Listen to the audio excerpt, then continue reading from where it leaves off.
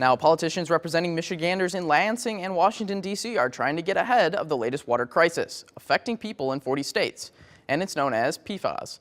PFAS are man-made chemicals that are often found in firefighting foam used by military bases, airports, and fire departments.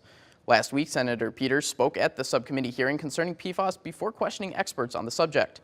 With the hope of getting more federal attention to the rising problem, today he spoke on the Senate floor about a bill regarding the FAA, which includes removing PFAS from firefighting foam at the airports. Nationwide and internationally. These chemicals do not break down in the human body or in the environment. We already know that there are several health effects associated with exposure to certain PFAS. And just a few examples include compromised immune system function, cancers, endocrine disruption, and cognitive effects.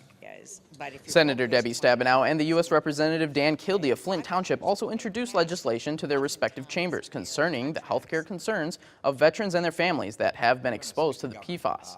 In Lansing today, Governor Snyder has issued an executive directive to develop response plans for PFAS contamination.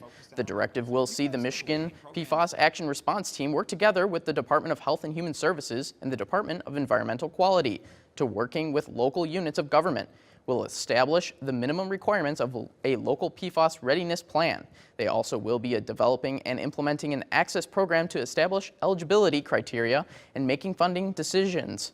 Under the directive, state programs and agencies will coordinate and participate in developing the readiness plan with other levels of government, the private sector, and nonprofit organizations.